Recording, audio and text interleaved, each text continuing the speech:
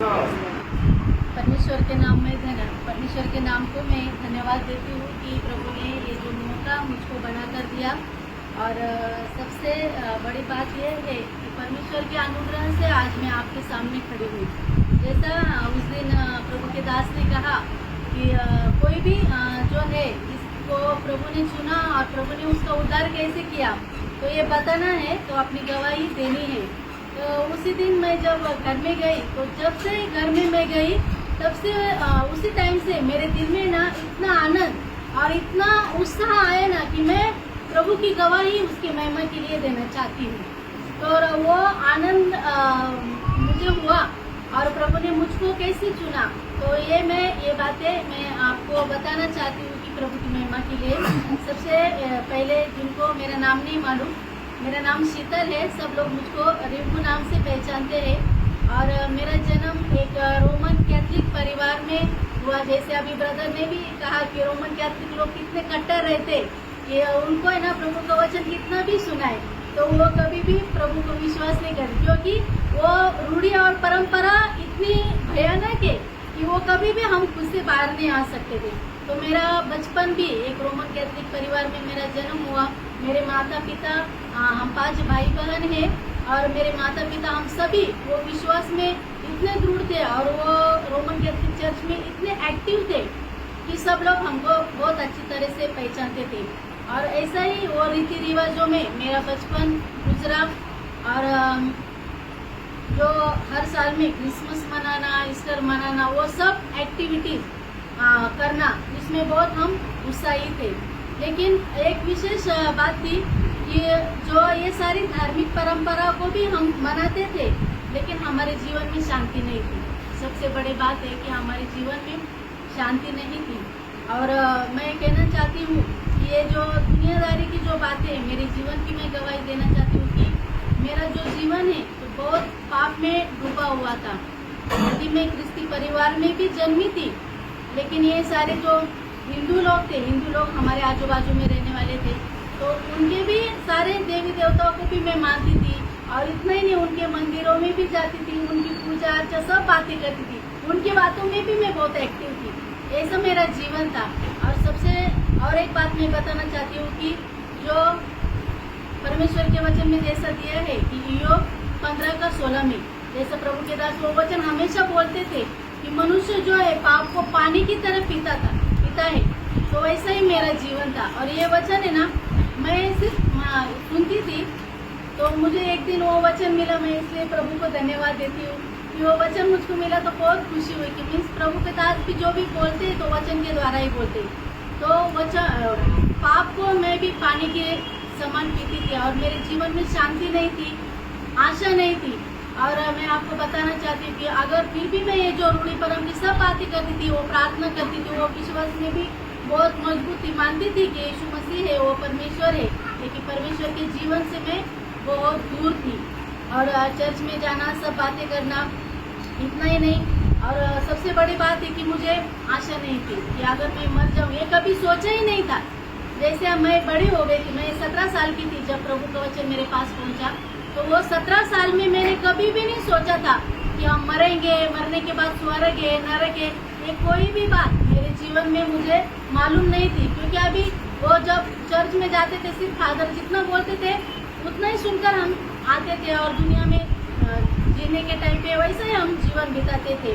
लेकिन मेरे जीवन में आशा नहीं थी और मुझको है ना बहुत डर लगता था। सोने के टाइम में ना मैं बहुत डरती थी। और जो ऐसा जो प्रार्थना सिखाया था ना, वो भी करती थी, 4-4, 5-5 बार मैं करती थी, लेकिन फिर भी वो मुझे ऐसा डर से मुझको मुक्ति नहीं मिला था। मैं डर में जीवन बिताती थी और बहुत सारे बुरे बुरे विचार। अभी दुनिया की नजरों में मैं बहुत अच्छी थी, लोगों को बहुत अच्छा बात करती थी, बहुत अच्छी थी दुनिया की नजरों में, लेकिन मेरा जो दिल था ना वो परमेश्वर की दृष्टि में बहुत बुरा था।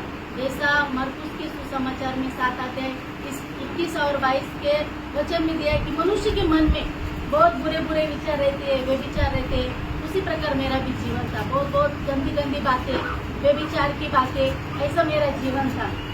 पाप करना, हाँ बुराई करना। अभी दूसरों को नहीं दिखाई देता, मैं दूसरों को बहुत अच्छी दिखती हूँ, लेकिन मेरे दिल में किसी को भी नहीं दिखाई देता था। लेकिन परमेश्वर जानता था कि मेरा इतना गंदा है।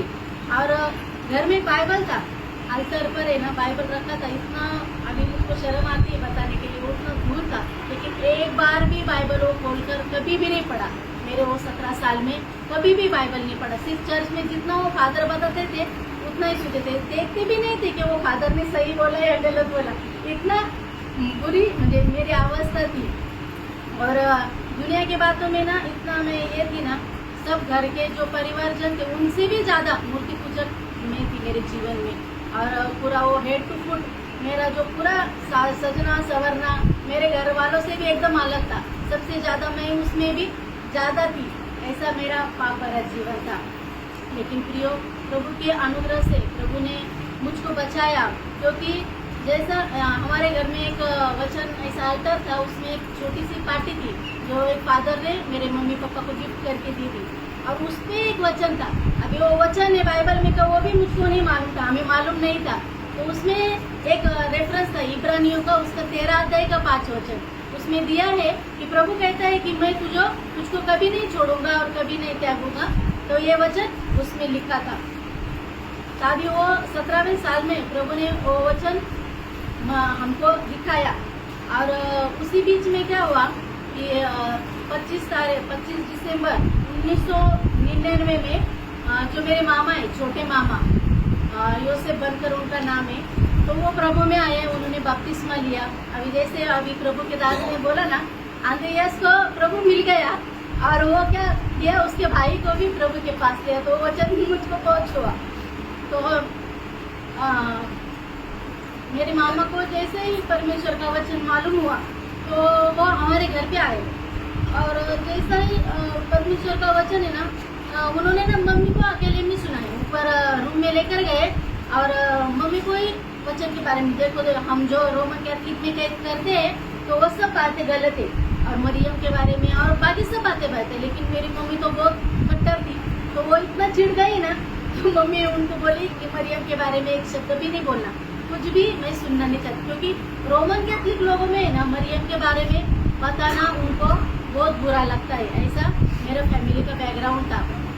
तो मामा ने बोला कि प्रभु के दास है, अभी प्रभु के दास के द्वारा ही मेरे मामा प्रभु में आए, बपतिस्मा लिया, और उनको हमारे घर पे लाने के लिए मम्मी को पूछा कि तो वो प्रभु के दास है तो मैं उनको लेकर आऊं क्या। अभी प्रभु की दया थी, वो प्रभु का समय था कि मम्मी ने हाँ बोल दिया। तो भी अभी पापा ड्यूटी को जाते थे, पापा को इतना ये नहीं था, लेकिन मम्मी से ज्यादा परमिशन मांगनी पड़ती थी। तो मम्मी ने हाँ बोल दिया, और प्रभु की दया से वो 25 तारीख के बाद, अभी मुझे वो दिन याद नहीं है कौन सी तारीख को प्रभु के दास को मामा घर पे लेकर आए। अभी मैं आपको बताना चाहती हूँ प्रियो कि हम जो परमेश्वर के वचन को जानते ही नहीं थे कि ये परमेश्वर का वचन है, परमेश्वर के अनुसार कैसे जीना है, कुछ भी बात नहीं जानते थे। लेकिन जैसे ही प्रभु के दास घर में आए, अभी उनका पूरा बोलना वो वचन के द्वारा, और जैसे वो घर में आए तो मेरे पापा ने बोला कि मुझको सेकंड शिफ्ट में ड्यूटी में जाना है, तो मैं नहीं रुकूंगा ये सुनने के लिए, क्योंकि अभी वो तो बहुत कट्टर थे। तो ऐसा बोल देती है। प्रभु के दास ने बोला कि ठीक है अंकल, कि आप है ना, जितना आपका ड्यूटी का टाइम होगा तब तक आप रुकना, और ड्यूटी का टाइम होगा तो आप चले जाना आपके टाइम पे। तो मैं आपको बताना चाहती हूँ प्रियो, जब जैसा परमेश्वर का वचन कहता है कि उद्धार के दिन मैंने तेरी सहायता की, वो प्रसन्नता के समय में मैंने तेरी सुनी, वही वचन प्रियो उस समय में प्रभु ने मेरे और मेरे परिवार में काम किया। और जैसे ही प्रभु के दास कम से कम 10 साढ़े 10 बजे हम वचन सुनने बैठे। अभी जैसे कर्नेलियस का भवन में हुआ था संभव, कर्नेलियस उसके परिवारजन रिश्तेदार प्रभु के वचन सुनने बैठे, वैसे ही हम भी जैसे ही प्रभु का वचन सुनने बैठे। मैं आपको बताना चाहती हूँ कि सुबह से लेकर शाम तक 5-6 कब बज गए हमको किसको भी नहीं पता। कोई भी पानी पीने को भी नहीं उठा बीच में, और बाथरूम जाने के भी लिए नहीं उठा। तो ये परमेश्वर का समय हमारे जीवन में था प्रियो। मैं आपको बताना चाहती हूँ कि प्रभु ने सचमुच हमारे परिवार पर दया की, और वो आपके दलदल से प्रभु ने हमको बचाया। और प्रभु के दास ने पूरा सुसमाचार कि हमको कैसा उद्धार पाना चाहिए और कैसा ये बातों से दूर रहना चाहिए, ये सब पूरा सुसमाचार बताया। फिर हमने भी, प्रभु ने हमारे दिल में काम किया कि क्या हम ये करते हैं तो ये सही है क्या, ये सब गलत बातें हैं जो हम कर रहे हैं और हम कहाँ जा रहे हैं।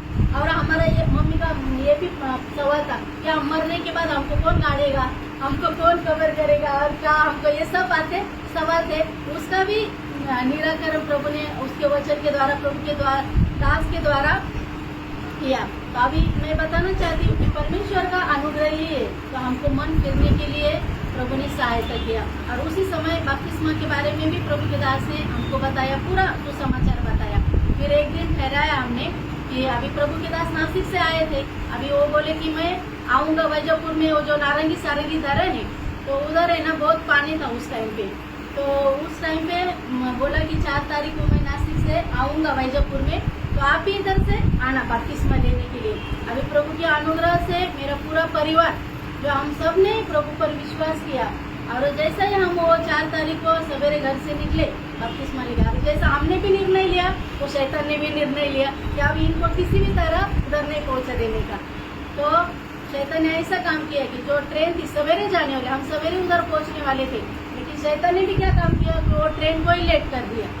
वो ट्रेन 1-1.5 घंटे शायद वो लेट था। अभी उसको लगा होगा कि अभी ये लोग निराश होकर वापस चले जाएंगे, लेकिन मैं प्रभु को बहुत धन्यवाद देती हूँ कि और हम सब लोग प्रभु के निर्णय में वो अटल बने रहे कि प्रभु ने जो आगे दिया है तो प्रभु को नहीं छोड़ने का। तो उस टाइम पे हम प्रभु की दया से वहाँ पे वैजपुर में पहुँच गए, और वहाँ पर भी कम से कम 1-1.5 घंटा उधर हॉल में और दूसरी बार वचन सुना। उधर भी प्रभु ने वचन के द्वारा बात किया, और वचन के द्वारा पूरा समर्पण करने के लिए, अभी जो मैं दुनियादारी में थी पूरा, तो वो पूरा उससे अलग होकर प्रभु के लिए समर्पण करने के लिए और उसका गवाह बनने के लिए, बपतिस्मा लेने के लिए पूरा प्रभु ने पूरी तैयारी की। और उसके बाद क्या हुआ कि हम नारंगी सारंगी धरण है जो हॉल से बहुत दूर है, कम से कम 1.5-2 किलोमीटर होगा शायद, ऐसा लगता है मुझको। तो वहाँ से हम पैदल वहाँ पे चले गए। अभी हम देखते हैं कि प्रभु यीशु भी इतना दूर होकर पैदल चलकर बपतिस्मा के स्थान पे आया था, तो हमको भी वो अवसर दिया। और प्रभु के दास शांत नहीं थे, चलते चलते भी वो प्रभु का वचन ही हमको सुनाते। मैं उर्मिला भी थी शायद मेरे साथ, तो हमको ना वो प्रभु का वचन ही बताते, चलते चलते हम उस स्थान पर पहुंचे। और उस टाइम पे ना हम 14 लोग थे जो बपतिस्मा ये हुए ना, तो 14 लोग हमें एक साथ में उधर बपतिस्मा हुआ। और एक खास करके मैं अनुभव बताना चाहती हूँ मेरे वैयक्तिक जीवन का, कि जिस समय मेरा बपतिस्मा हुआ पिता पुत्र पवित्र आत्मा के नाम से, जैसे मेरा बपतिस्मा हुआ पानी के ऊपर जैसे मैं आई, और मैं और मेरी सिस्टर थी, तो मुझे इतना हल्का महसूस हुआ प्रियो, मैं अभी वो आपसे नहीं वर्णन कर सकती। तो ऐसा लग रहा था कि मैं ऐसा उड़ जाऊंगी। ऐसा प्रभु ने मुझको मेरे जीवन में अनुभव दिया कि प्रभु ने सच में मुझको दुनिया की उत्पत्ति से पहले चुन लिया था, और वो अनुभव प्रभु ने मुझे दिया। और मैं और मेरी सिस्टर ऐसा इधर उधर घूम रहे थे कि हमको कितना हल्का महसूस हो रहा है कि हम अभी उड़ जाएंगे, क्योंकि प्रभु ने मेरा सारा जो पाप का बोझ था तो उसे हटा दिया, और मुझको है ना उसका संतान बनने का अधिकार दिया। इसलिए मैं प्रभु को बहुत बहुत धन्यवाद देना चाहती हूँ प्रियो, कि जिस प्रभु ने हमको अभी जैसा वो वचन हमारे घर में था कि मैं तुझको कभी नहीं छोड़ूंगा और कभी नहीं त्यागूंगा, तो वही वचन के अनुसार प्रभु ने मेरे और मेरे परिवार के जीवन में काम किया, और हमारे पूरे परिवार को प्रभु ने उसमें चुन लिया, जैसे कर्नेलियस के परिवार को उसने चुना। और इतना ही नहीं, अभी मेरे जीवन में और हमारे परिवार के जीवन में एक नया यात्रा शुरू हुआ कि हम अभी ये पूरा हमारा पूरा जो बैकग्राउंड है जिसकी परिवार नामधारी पर वो रोमन कैथोलिक का परिवार है। अभी जैसे हम प्रभु में आए तो ये सब खबर सब फैल गई, रिश्तेदारों में भी फैल गई और वो चर्च में भी फैल गई। तो अभी सब लोग इतना बुरा भला कहने लगे, तो वो तो बोल रहे कि आपको पैसे मिले होंगे, आपको ऐसा वैसा सब बुरी बातें कह रहे हैं। और हमारे जो रिलेटिव्स है वो तो और बाकी बातें करने लगे कि मैंने धर्म परिवर्तन किया, ऐसा किया वैसा किया। लेकिन प्रभु की दया से प्रभु ने वो कौन सी भी बातों पर हमारा मन नहीं लगने दिया, क्योंकि प्रभु ने हमको चुना था, प्रभु ने मुझे और मेरे परिवार को चुना था। तो वैसे वहाँ से हमारी यात्रा शुरू हो गई। और मेरा अभी एक छोटे मामा थे जिन्होंने हमको वचन प्रभु के द्वारा उनके द्वारा सुनने का मौका मिले। मेरे बड़े मामा उधर ही औरंगाबाद में रहते थे। अभी वो तो बहुत कट्टर और बहुत दारू पीने वाले थे। अभी जैसे उनको भी पता चला कि ये पूरा परिवार प्रभु में आया है, पूरा उन्होंने ऐसा दारू पीकर है ना झगड़ा करने की तैयारी में ना वो आने वाले थे हमारे घर में, लेकिन प्रभु ने उनको रुकाया तो वो घर में आए नहीं और वो ऐसा कुछ भी झगड़ा नहीं किया। तो मुझे बताने का यही मकसद है कि जब हम प्रभु में आते हैं तो हमारे जीवन में बहुत सी कठिनाइयाँ आती है, बहुत से ऐसा हम प्रभु को इनकार करें ऐसी भी बातें आती है। और एक बात बताना चाहती हूँ कि मेरे जो डॉक्टर अंकल आंटी है रत्नागिरी वाले, मेरी मौसी और उनके हस्बैंड, अभी वो तो ज़्यादा हमसे कांटेक्ट में भी नहीं थी, लेकिन उनको भी पता चला ना तो वो भी आया हमारे घर में और मम्मी पापा को इतने डांटने लगे कि क्या बच्चियों को तूने बूढ़ा करके रखा, ये सब निकाल दिया, ऐसा वैसा सब बातें करने लगे और हमको भी डांटने लगे, ये क्या हालत बना दिया। अभी मराठीत म्हणता ना हे म्हातारा करून ठेवलं म्हणे लेकरांना असं, तो वो ऐसी बातें वो करने लगे। अभी फिर मम्मी पापा ने बोला देखो वो समझदार है तो इनको हमने कुछ जबरदस्ती नहीं किया, आप इनको ही पूछो। तो फिर वो दोनों हमको एकांत में लेकर, मेरे और मेरी सिस्टर को एकांत में लेकर गए और बोले क्या गुड्डी रिंकू आपको आपके मम्मी पापा ने दबाव डाला क्या, कुछ जबरदस्ती किया क्या ये सब बातें करने के लिए। अभी प्रभु की इतना उस टाइम पे तो हमको इतना वचन भी नहीं मालूम था, लेकिन 119:9 में जैसा कहता है ना वचन कि जवान अपने चाल को कैसे शुद्ध रख सकता है, तो अपने परमेश्वर के वचन के द्वारा वो शुद्ध रख सकता है। तो वो वचन के द्वारा उनको बोलने के लिए वो एकदम धैर्य के साथ उनको भी खंडन करने के लिए प्रभु ने हमको सामर्थ्य दिया। और उस टाइम से उन्होंने भी फिर अभी उन्होंने देखा कि अभी ये लोग पीछे हटने वाले नहीं, तो उन्होंने भी छोड़ दिया हमको समझाना और हमको बाकी की बातें बोलना। और मेरी जो बड़ी सिस्टर है उसका रोमन कैथलिक में ही शादी हुआ और उसके घर के लोग भी बहुत कट्टर है, उनके लिए आप प्रार्थना करना। और उसके जो ससुर है ना हमेशा हमारे घर पे आते जाते थे, अभी उनको भी पता चला तो वो भी आए, वो भी बातचीत कर रहे थे। और अभी प्रभु के दास ने भी वो बोला ना जो रोमन कैथलिक लोग है पतरस को ही सब कुछ मानते, अभी उसके भी ऊपर उन्होंने ना वो विषय निकाला कि हमारा पतरस श्रेष्ठ है, आपने क्या किया ऐसा वैसा। तो उधर भी प्रभु के वचन के द्वारा जो मत्ती में है ना 16:18 में कि प्रभु कहता है कि मैं मेरी मंडली बनाऊंगा, आधो लोग के फाटक इस पर प्रबल नहीं होंगे। तो लेकिन वो बोलते कि पतरस पर ये मंडली प्रभु ने बनाया, लेकिन वहाँ पर भी प्रभु ने मुझे मदद किया कि उनको वचन के द्वारा उतना वचन नहीं मालूम था, लेकिन जितना आता था उतना उनको समझा नहीं। मुझ पर इतना गुस्सा हुआ है कि बोले तू तो चुप ही बैठ, तू कुछ मत बोल मुझको, मैं इतना बूढ़ा हूँ मुझको सब कुछ मालूम है। लेकिन प्रभु ने वहाँ पर भी बहुत सामर्थ्य के साथ चलाया और प्रभु ने उसकी अगुवाई किया। और मैं बताना चाहती हूँ कि अभी जो हमारा मैं 12th में थी जब प्रभु में आई, 17वें साल में मैं 12th में थी और मेरी सिस्टर का एक मैथ्स का सब्जेक्ट 10th में ये हो गया था, रह गया। तो फिर वो और मैं 11वीं से 7वीं में ही थे कॉलेज में, नहीं 12वीं से सॉरी, तो 12वीं से हम दोनों साथ में, फिर प्रभु में आने के बाद 12वीं, फिर first year, second year, third year और कॉलेज में भी पढ़ने के लिए साथ में ही थे। और वहाँ पर भी क्या हुआ कि अभी हम ऐसा प्रभु की गवाही उनको बताते थे, हमारे जो फ्रेंड सर्कल है उनको भी प्रभु की गवाही देने के लिए प्रभु ने हमको मदद की। और जो प्रोफेसर है हमारे सब प्रोफेसर है, अभी हमारा हिस्ट्री, सोशोलॉजी और हिंदी ये सब्जेक्ट है, तो उनको भी प्रभु का वचन सुनाने के लिए प्रभु ने इतना धैर्य दिया कि और जो कॉलेज है औरंगाबाद का सबसे ऐसा बोला माना जाता है, वो सबसे पुकार क्या बोलते गंदा कॉलेज है, वो देवगिरी कॉलेज है उसका नाम। तो वो कॉलेज में प्रभु ने हमको शिक्षा दी और वहाँ पर भी एक आदर्श, एक साक्षी का जीवन बिताने के लिए प्रभु ने हमको मौका दिया, इसलिए मैं प्रभु को बहुत धन्यवाद करती हूँ। और विशेष करके मैं बताना चाहती हूँ कि हमारा हिंदी स्पेशल था और हिंदी का जो डिपार्टमेंट था तो अलग अलग सबको एक ये रहता है, ऐसा रूम रहता है। तो वहाँ पर है ना वो सर ने हमको बताया कि आपके पास कुछ गुड थॉट्स होंगे ना तो आप इधर, वो बोर्ड था उधर, सब आने वाले जाने टीचर लोग सब पढ़ते थे वहाँ पे। तो उन्होंने बोला कि आपके पास कुछ होगा तो वहाँ पे आप लिखा करना। तो अभी प्रभु ने मुझको बोला कि अपने पास तो बाइबल है, सत्य परमेश्वर का वचन है, तो प्रभु के अनुग्रह से वहाँ पर रोज एक वचन लिखने के लिए प्रभु ने मुझे मौका दिया। और वो रोज जो मैं वचन लिखती थी ना तो रोज सर पूछते थे कि ये कहाँ से लिखते हो आप। फिर मैंने उनको बाइबल दिखाया, बोला सर ये बाइबल का वचन है और नीति वचन से मैं एक एक वचन लिखती थी।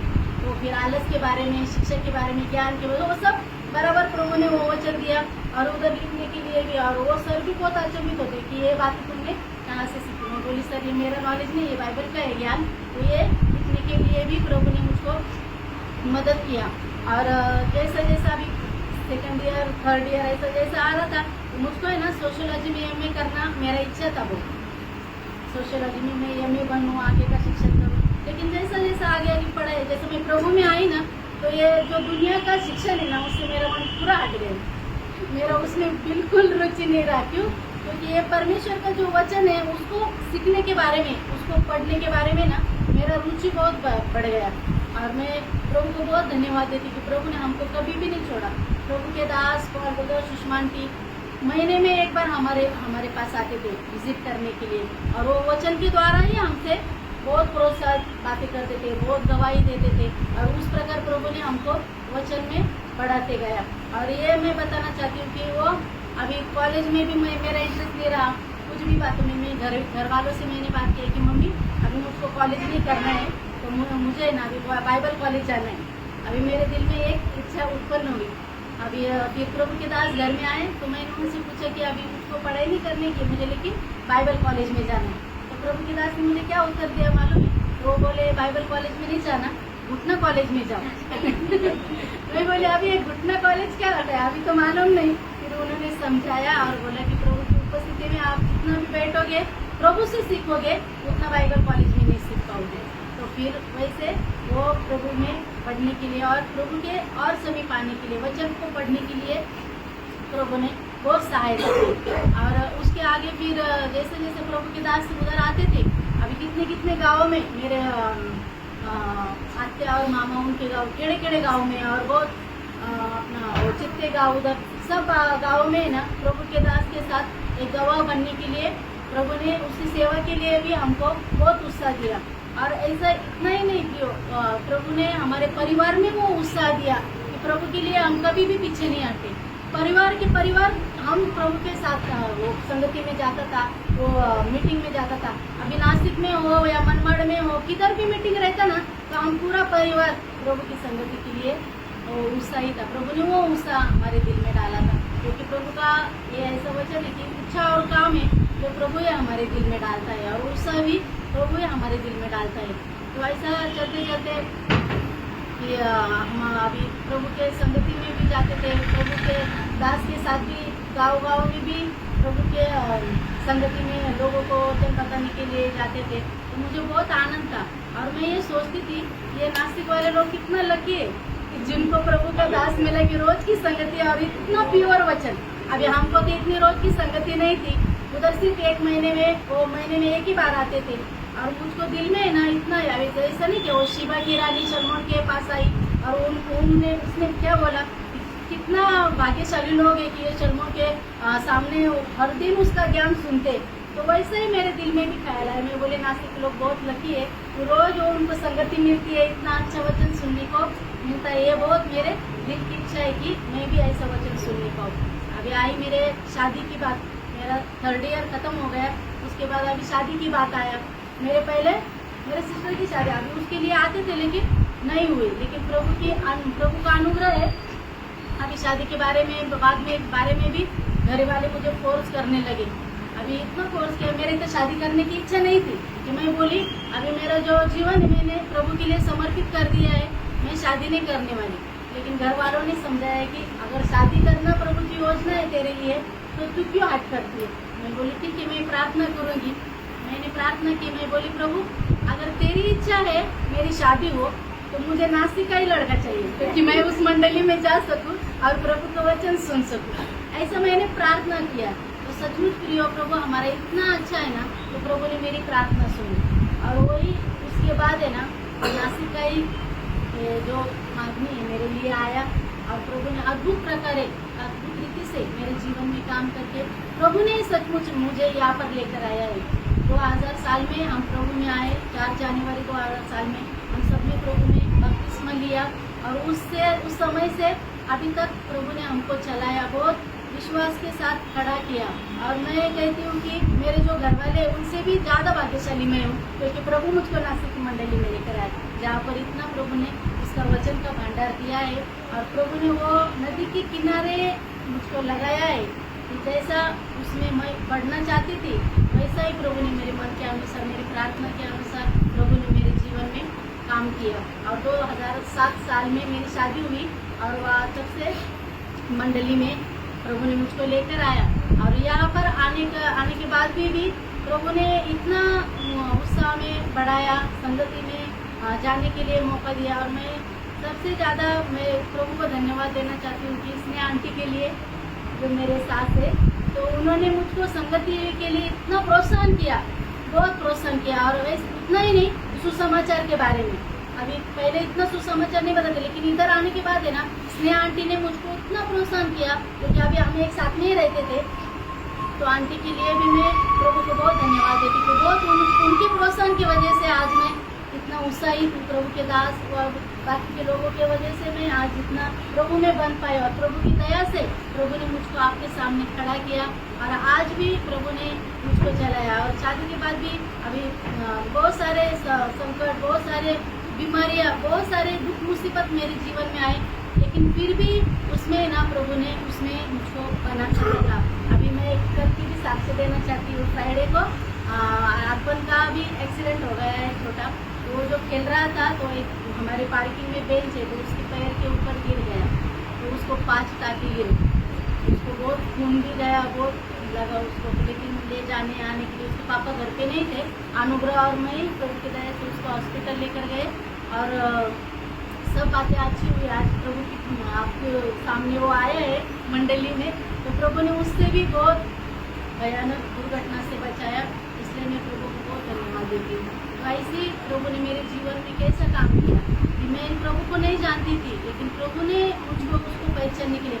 अभी देखो ना प्रियो, रोमन कैथलिक लोग एक बार भी बाइबल नहीं पढ़ते, एक बार भी हमने वचन नहीं सुना था, लेकिन प्रभु की कितनी दया है। जैसा प्रभु कहता है ना कि मैं खोए हुए को ढूंढने और उनका उद्धार करने के लिए इस दुनिया में आया हूँ, वैसा ही प्रभु ना मुझको और मेरे परिवार को ढूंढते हुए आया और मेरा उद्धार किया।